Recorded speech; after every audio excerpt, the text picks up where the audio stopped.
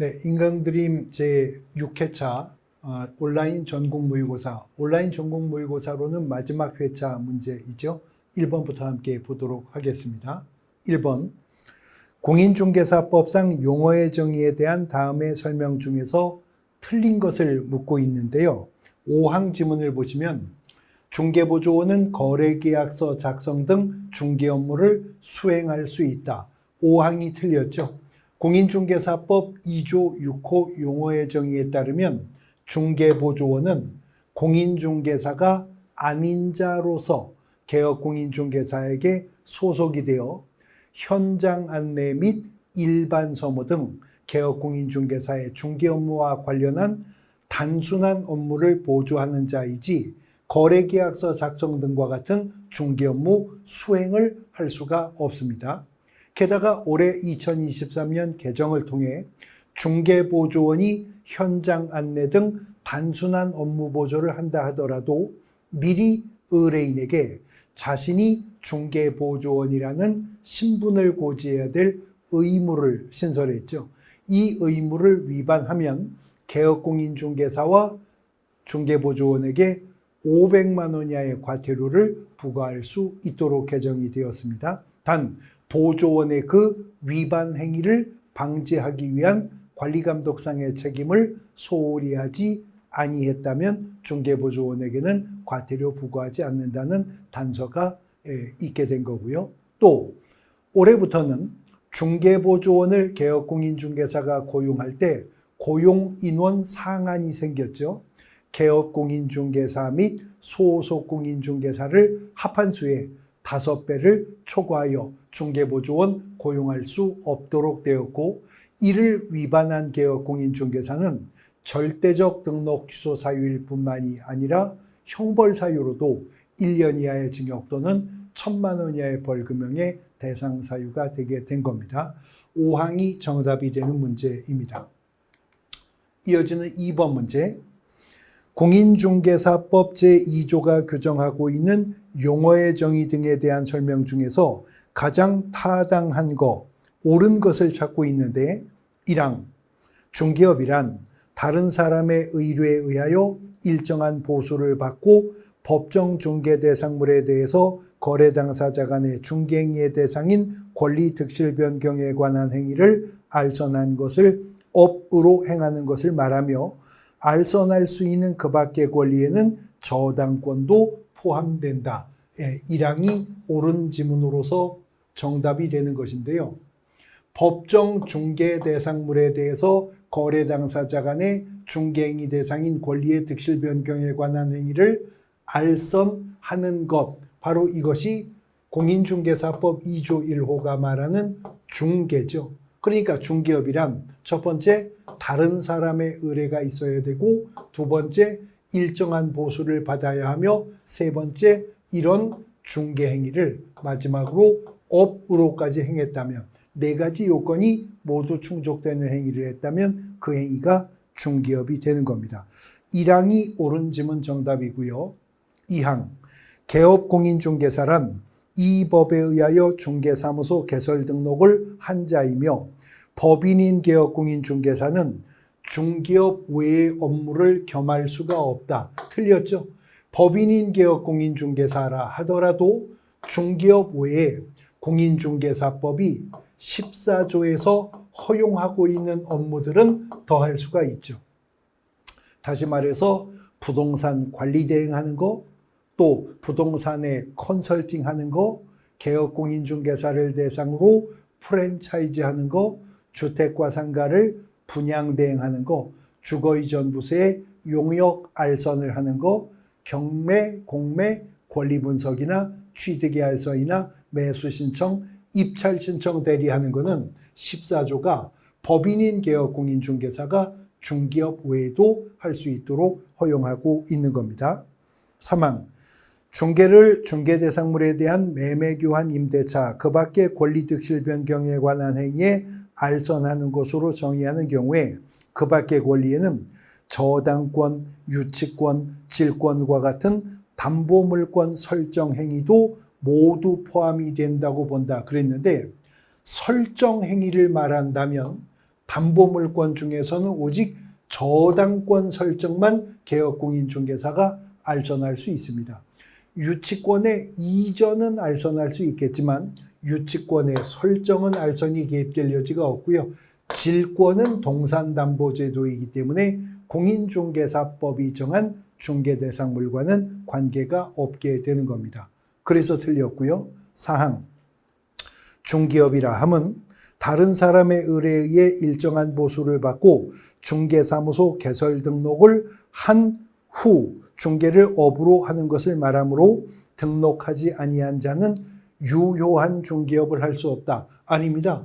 등록이라고 하는 것은 중개업을 적법하게 행하기 위한 요건이지 등록을 했느냐 안 했느냐가 특정한 행위가 중개업이 된다 안 된다를 판단하는 유효 요건, 효력 요건이 되지는 않죠. 등록하지 않았어도 다른 사람의 의뢰에 의해서 일정한 보수받고 중개를 업으로 행했다면 위법은 하나 그 행위는 중개업이 되는 행위입니다.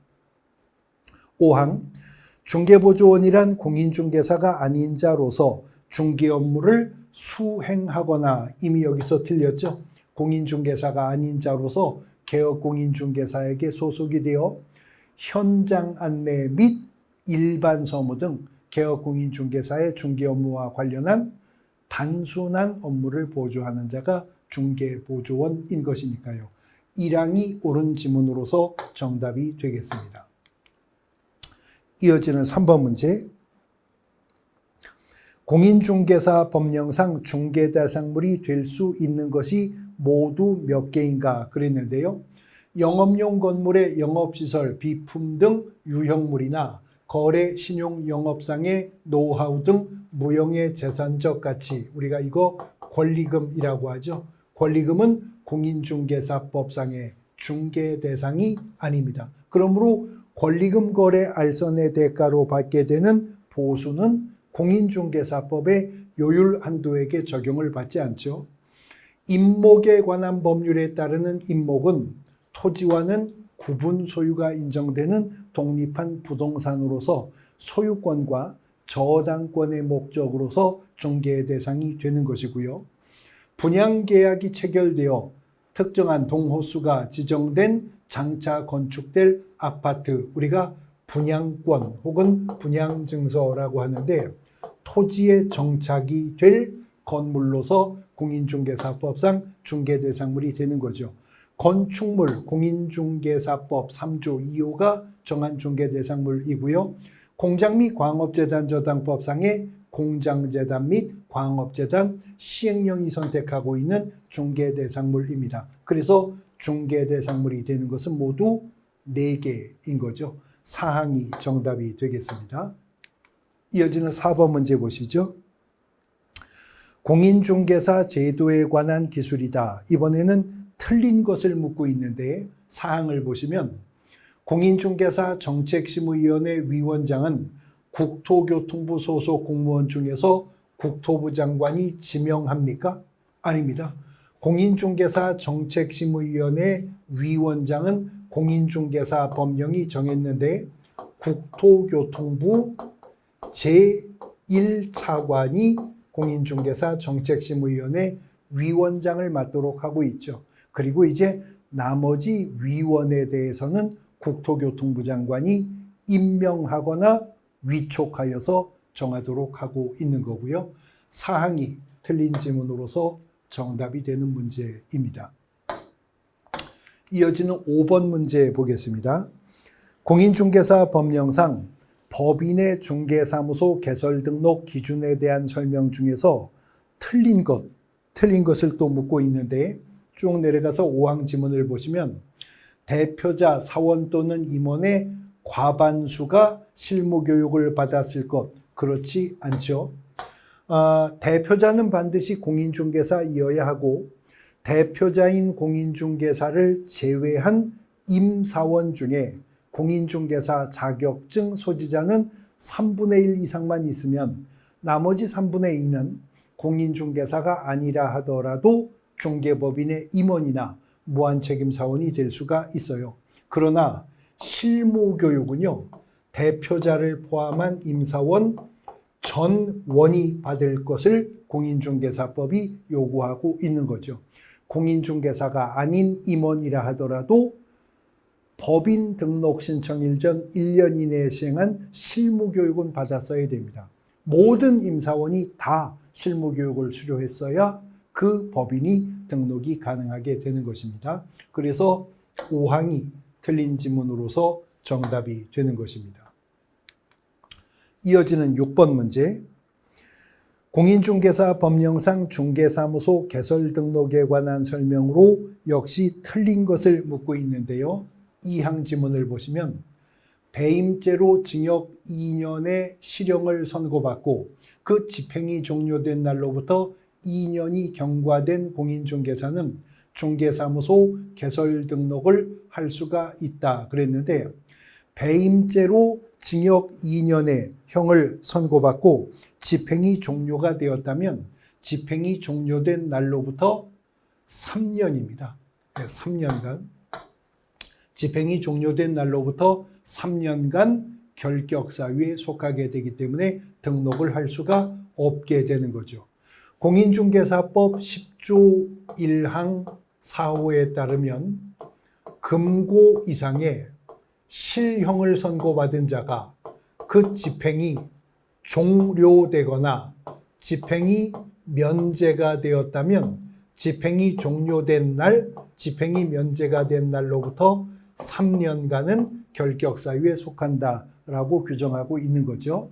다만 올해 개정된 것은 금고 이상형의 집행유예 처분을 받은 자, 올해 개정 전까지는 유예기간 동안만 결격사유였었잖아요. 그런데 올해 개정을 통해서 유예기간이 경과하고도 2년간은 결격사유에 속하도록 규정하고 있는 겁니다. 지금은 집행유예가 아니라 집행이 종료가 된 것이니까 3년이 경과했어야 되는 겁니다. 그래서 2항이 틀린 지문으로서 정답이 되겠습니다. 이어지는 7번 문제 보겠습니다. 7번. 공인중개사 법령상 중개사무소 개설 등록의 결격사유에 관한 설명으로 옳은 것은 1항, 금고 이상형의 집행유예를 받고 유예기간이 만료된 자는 결격사유에서 벗어나나요? 벗어날 수가 없죠. 개정이 되었기 때문에 유예기간이 만료되고 나서도 플러스 얼마? 2년이 더 추가 경과해야 결격을 벗어날 수가 있습니다. 2항, 이 법 위반으로 300만 원 이상의 벌금형을 선고받아 등록 취소 처분을 받은 자는 등록 취소 처분을 받은 후 3년간 중개사무소 개설 등록을 할 수 없다. 지금 왜 등록 취소 처분을 받았냐면 이 법을 위반하여 300만 원 이상의 벌금형을 선고받아 등록이 취소되었다면 지금 결격사유에 해당한 이유 때문에 등록이 취소되었죠. 그러면 등록 취소 후 3년의 기간은 결격기간이 아닙니다. 개업공인중개사가 사망하거나 법인이 해산해서 등록 취소되었거나 등록 기준 미달로 등록이 취소되었거나 결격사유에 해당된 이유로 등록 취소되었을 때만큼은 등록 취소 후 3년의 결격기간을 적용하지 않는다는 거죠. 그러니까 이자는 벌금형을 선고받고 나서 3년만 지나면 등록의 결격사유를 벗어나게 되는 것입니다. 그래서 2항도 틀렸고요. 3항, 등록 기준 미달로 등록 취소 처분받았을 때 역시 등록 취소 후 3년 적용하지 않는다고 했었죠. 4항, 개업공인중개사가 소속공인중개사의 이 법 위반 행위로 인해 양벌 규정이 적용되어서 300만 원 이상의 벌금형을 선고받았다면 결격에 해당하는 사유가 아닌 걸로 보는 거죠. 왜냐하면 개업공인중개사는 단지 이 법에 의하여 벌금형을 선고받았을 뿐이지 개업공인중개사가 직접 이 법을 위반하여 벌금형을 선고받지 않았기 때문에 대법원 판례는 양벌 규정으로 인한 벌금형은 선고액이 300만 원 이상이라 하더라도 결격사유 아니라고 보는 것입니다. 5항, 부동산 거래질서 교란행위로 등록 취소 처분을 받았다면 그때는 등록 취소 받은 후 3년간 중개사무소 개설 등록할 수 없다. 그때는 등록 취소 후 3년간이 결격사유로 적용될 것이기 때문에 그렇습니다. 5항이 옳은 지문으로 정답이 되는 문제입니다. 이어지는 8번 문제. 서울특별시 송동구에 중개사무소를 두고 있는 중개법인은 강원도 원주시에 분사무소를 두고 있다. 다음 중 틀린 것을 찾고 있는데요.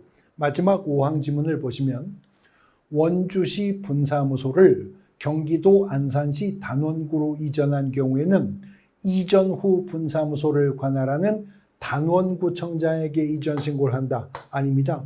분사무소는 설치 신고도 그렇지만 이전 신고도 심지어 인장 등록도 모두 다 주된 사무소 소재지 등록관청에 가서 하는 것이죠. 그러므로 송동구의 주사무소를 가지고 있는 중개법인이라면 원주시의 분사무소를 설치할 때 설치신고 송동구청장에게 했었고 분사무소를 단원구로 이전했어도 송동구청장에게 이전 신고를 하는 겁니다. 그러면 송동구청장은 이제 원주시장과 단원구청장에게 각각 분사무소가 이전된 사실을 통보해 주도록 하고 있는 것이죠. 5항 정답입니다. 분사무소와 관련한 행정업무 처리는 무조건 다 주된 사무소 소재지 등록관청에 가서 행하게 된다라고 정리하시면 되는 부분이죠. 이어지는 9번 문제. 공인중개사 법령상 개업공인중개사의 업무 범위에 대한 다음 기술 중에서 옳은 것은 1항 법인이 아닌 모든 개업공인중개사는 법인인 개업공인중개사에게 허용된 업무를 모두 할 수 있다. 자, 그렇게 말할 수 없는 것이 부칙상의 개업공인중개사는 법인인 개업공인중개사가 할 수 있는 경공매, 권리분석이나 취득의 알선이나 매수 신청, 입찰 신청 대리를 할 수가 없으니까요.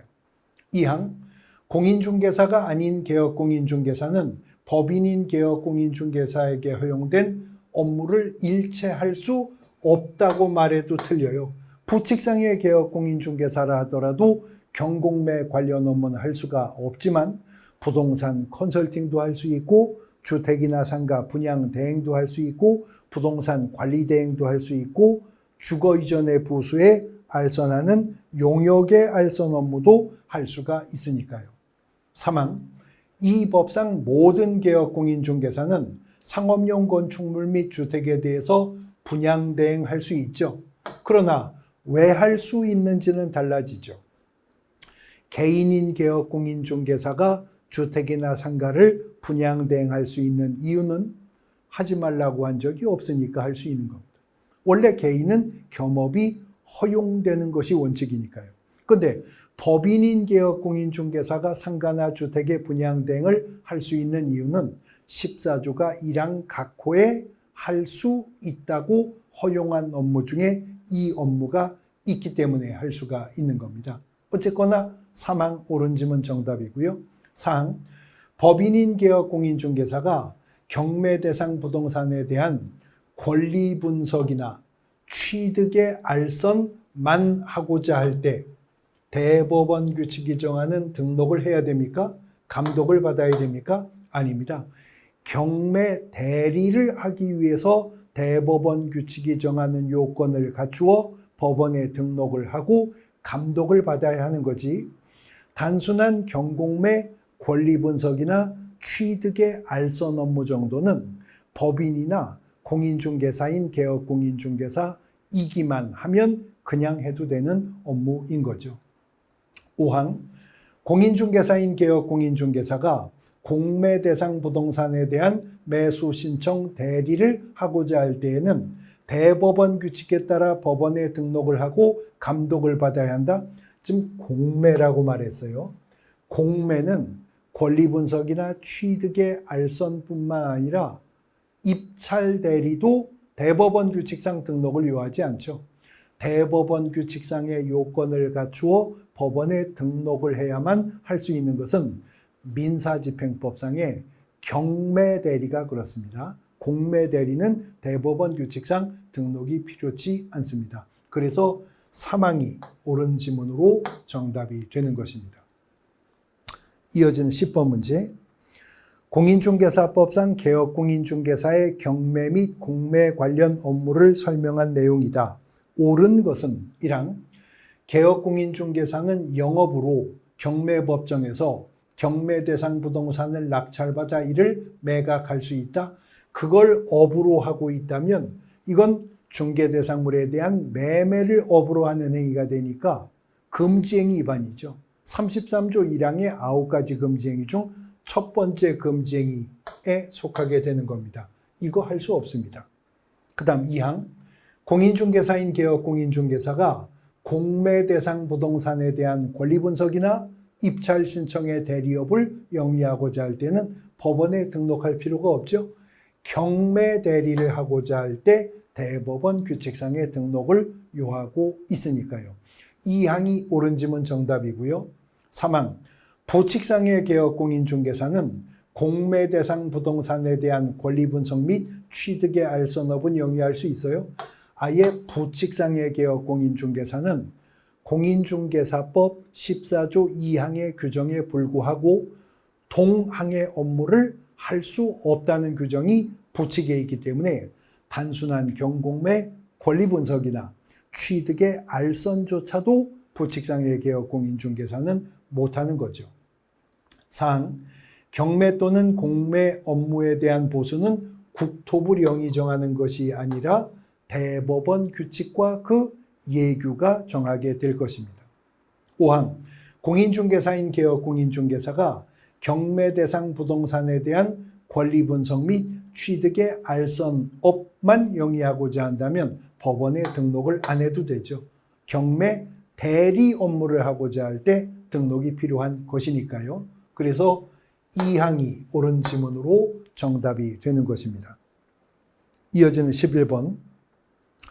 중개보조원에 관한 설명으로서 타당한 것은 1항 중개보조원과 소속공인중개사는 개업공인중개사가 고용관계 종료 시에 등록관청에 신고해야 하는가에 따라 구분 가능합니까?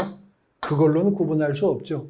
중개보조원이었든 소속공인중개사였든 업무 개시하기 전 고용신고해야 될 의무가 동일하니까요.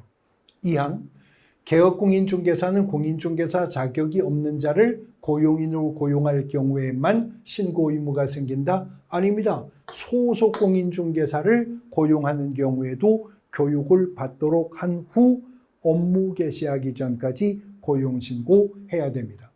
3항 중개보조원은 중개 업무를 보조함에 있어서는 개업공인중개사로 간주한다?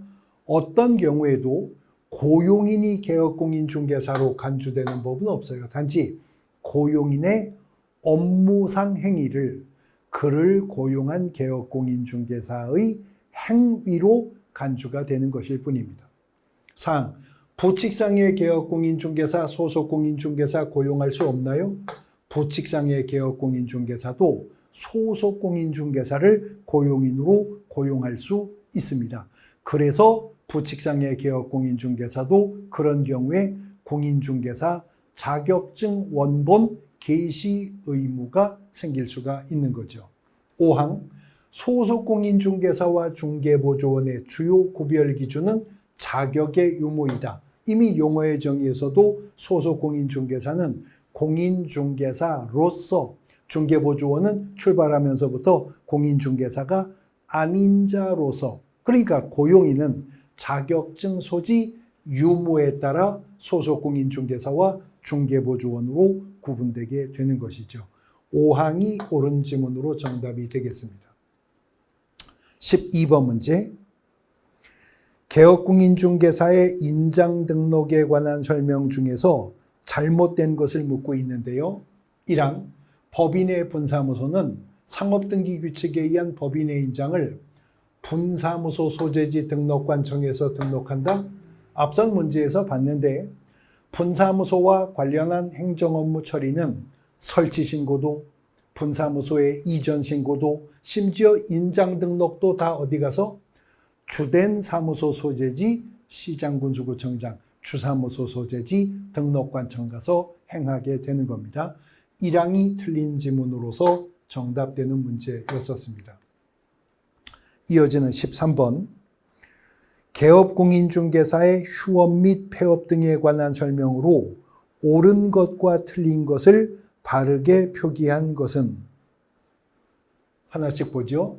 기업, 휴업 및 폐업 신고는 중개사무소 등록증 사본을 첨부해야 하며 전자문서로 할 수 없다 그랬는데, 휴업 신고할 때, 폐업 신고할 때 등록증 원본 첨부하는 거예요. 사본 첨부하는 거 아닙니다. 그 다음에 니은, 휴업한 중개업의 재개신고는 전자문서로 할 수 있으며 재개신고를 받은 등록관청은 7일 이내 반납받은 등록증을 반환하는 게 아니라 등록증 반납은 이때 재개신고를 받으면 즉시 반납하도록 하고 있죠. 니은도 틀린 말이 됩니다. 그 다음 디귿, 6개월을 초과하여 휴업을 하고자 하거나 중개사무소 개설 등록 후 6개월을 초과되도록 업무 개시하지 않을 경우에 휴업 신고를 하면 된다? 아니요. 6개월이 아니라 3개월을 초과하여 휴업하고자 할 때, 등록을 했을 때 3개월 초과하여 업무 개시 않을 경우에는 미리 휴업 신고가 있어야 되고, 그렇게 신고했어도 휴업 기간은 6개월을 초과할 수 없는 것을 원칙으로 하죠. 리을, 휴업 기간은 3개월을 초과할 수 없으나가 아니라 6개월을 초과할 수 없는데 질병으로 인한 요양 등 사정이 있는 경우라면 예외적으로 6개월을 초과할 수 있습니다. 리을도 틀렸고요.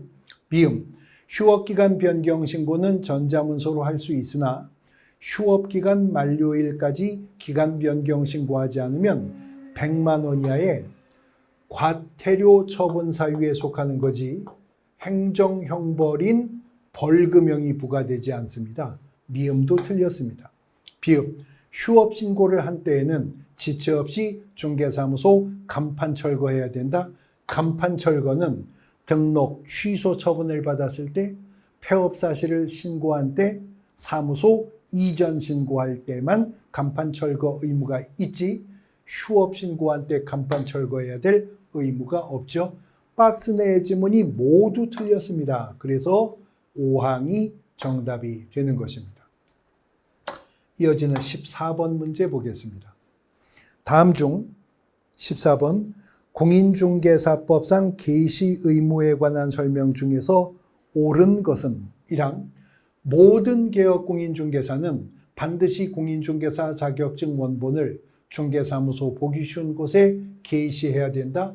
모든 개업공인중개사가 반드시 수행할 수가 없는 것이, 부칙상의 개업공인중개사가 소속 공인중개사도 고용하지 않고 중개업을 하고 있다면 게시될 자격증이 없는 거니까 예외가 있어야죠. 2항, 중개사무소 개설 등록증은 게시 의무가 있으나 사업자 등록증은 게시 의무가 없어요. 부가가치세법상의 사업자 등록증도 게시해야 됩니다.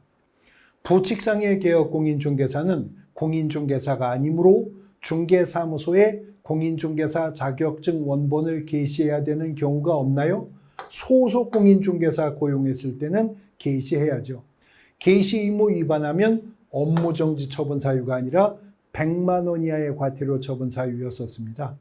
법인의 분사무소에는 등록증을 게시하지 않는다. 분사무소엔 등록증이 없으니까 분사무소 설치신고 확인서, 그 신고필증 게시하면 되는 거죠. 5항이 옳은 지문으로 정답이 되겠습니다. 이어지는 15번 문제. 공인중개사 법령상 전속중개 계약에 관한 설명 중에서 틀린 것을 묻는 문제인데요. 3항을 보면 개업공인중개사는 각 권리자의 주소, 성명 등 인적사항에 관한 정보를 공개하여야 한다. 아닙니다. 권리자의 인적사항은 공개 금지사항이죠. 또 의뢰인이 공개하지 말 것을 요청했을 때에도 정보 공개는 하지 아니하여야 하는 것이고요. 3항이 틀린 지문으로서 정답이 되겠습니다. 이어지는 16번 문제. 단독주택 소유자 갑은 개업공인중개사 을과 2023년 4월 1일 2달간 임대 의뢰에 대한 전속중개계약을 체결한 후에 4월 5일에 부동산 거래정보망에 당해 주택에 관한 정보를 공개했습니다. 공인중개사 법령상 이에 관한 설명으로 옳은 것은 그랬는데요. 옳은 거 1항 을은 당해 주택의 공시지가 공개해야 됩니까? 임대차일 경우라면 공시지가는 공개하지 아니할 수 있는 거죠. 2항 을은 당해 주택의 병명의로 저당권이 설정되어 있어 병의 주소, 성명, 피담보채권을 공개했다. 병의 주소, 성명 등은 권리자의 인적 사항에 속하는 부분이기 때문에 권리관계를 공개한다 하더라도 공개해서는 안 되는, 공개가 금지되는 사항이죠. 3항 을은 갑의 정보 비공개 요청이 있는 때에는 중개 대상물에 대한 정보를 공개하지 아니할 수 있는 게 아니라 아니하여야 합니다. 공개하지 말 것을 요청했다면 공개가 금지가 됩니다. 4항 을이 5월 15일 임대차 계약의 거래가 완성되어 5월 15일에 거래정보사업자에게 그 사실을 통보했다면 지체 없이 거래성사 사실을 통보한 거죠. 4항은 위법이 없네요.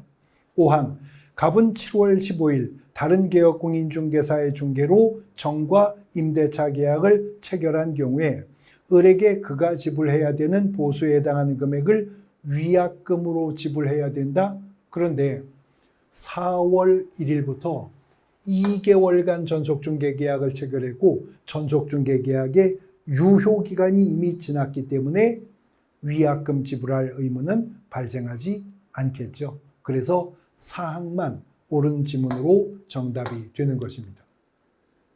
이어지는 17번.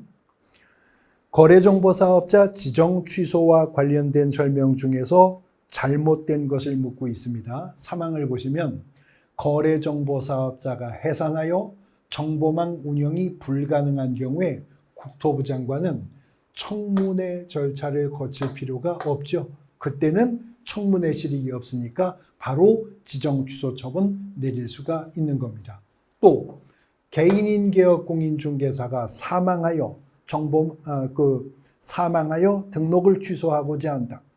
공인중개사가 공인중개사법 위반으로 징역형을 선고받았으므로 자격을 취소하고자 한다. 이런 경우라면 청문회 절차는 거칠 필요가 없게 되는 거죠. 사망이 틀린 지문으로서 정답이 되는 겁니다. 18번.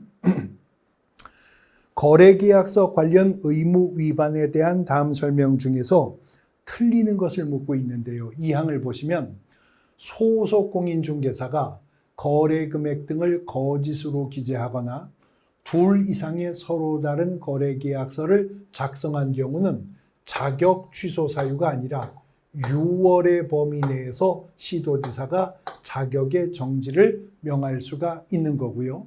개업 공인중개사가 이 사항을 위반하면 상대적 등록 취소 사유, 등록이 취소될 수 있는 사유에 속하게 되겠죠. 이 항이 정답이 되겠습니다.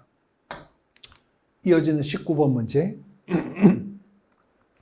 다음 중 개업공인중개사가 거래 당사자 쌍방에게 교부해야 하는 서류에 해당하지 않는 것은 부동산 매매계약서, 거래계약서로서 중개 완성 시 거래 당사자 쌍방에게 교부해야죠. 중개대상물 확인설명서도 당사자 쌍방 모두에게 발급해야 됩니다.